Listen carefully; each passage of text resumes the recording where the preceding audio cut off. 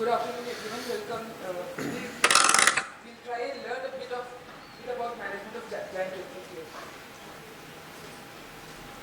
Giant retinal tear is a full-thickness retinal break with a circumferential extension of more than 3 clocks. It has an anterior flap, a posterior flap, and a large area of a bare RP which predisposes this condition to PVR changes.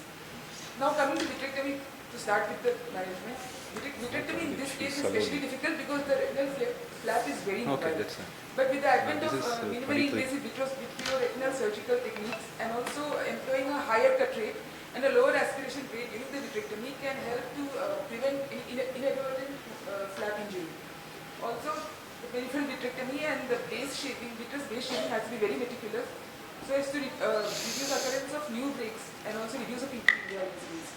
The posterior vitreous detachment is usually present in idiopathic GRTs, but however in cases like traumatic GRTs, PVD needs to be inducted so that there is no traction per se before planning to flatten the detached retina.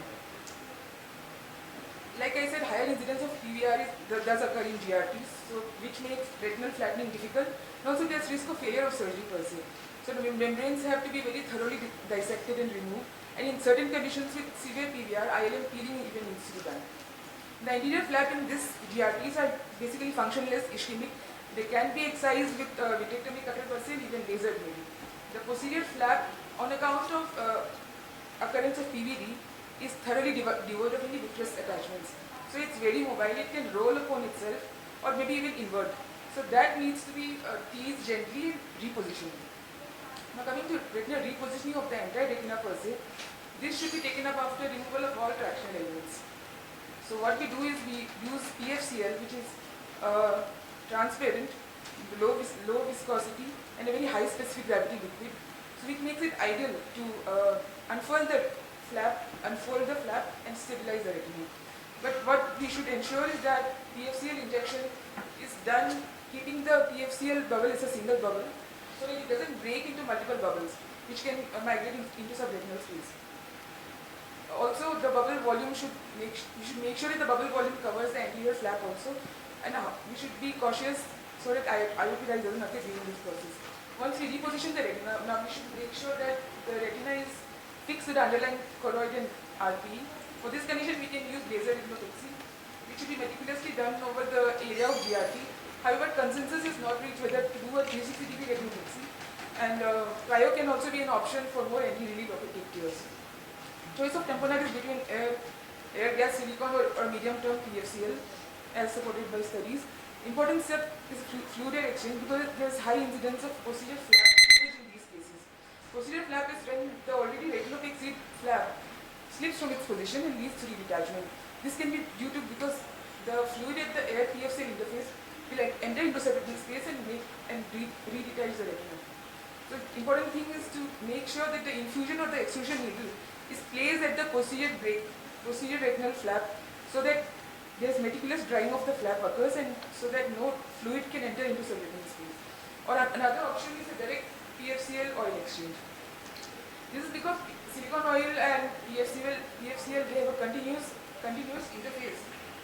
It makes it there's no space for any residual fluid to remain and enter the subretinal space. Buccal and not to buccal is also not consensus. However, but buccal is not useful when the tear is more than 180 degrees or even folded. Non-vitrectomy management is for small tears.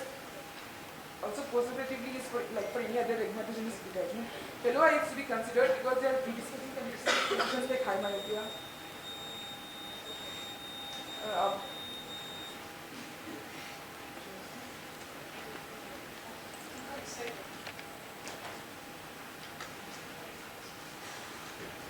Next one, can you call the next one? Our next team is Towards Tomorrow. Mentor is Dr. Tania Rai Vadra from RIO Kolkata, and mentees are Dr. Shefsan Mohammed and Dr. Narendra Rajak. Dr. Shefsan would be presenting. So, doctor, you did not touch upon the role of external band or support. What is, would you do it, not do it? Is it out of the question? Ma'am, in cases where there's extensive PVR, it can be done, and even it can be used as a non-vitrectomy measure if if the lesions are less than 180, about No, less no, than... in GRT there is no question of non-vitrectomy surgery. So Okay. we are not talking of normal RD. Next team, please. Shipshan, go. Please get ready. Okay, then we'll go to Dr. Akash from Infinity. Get your presentation ready. Yeah, It can be used in cases where there is PVR changes. yeah. So as to support the vitreous base and reduce any traction due to PVR changes. Yeah, so there is some controversy. Some people prefer to use, but at least it should not be very high because it can cause fish mouthing of the GRT. It should But be a shallow... little bit, yeah, lower height. And another thing, then there is a direct exchange of oil and TFCL.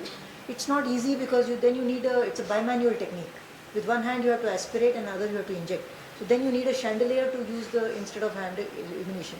So it's easier to say but not easy to do because availability of chandelier is not always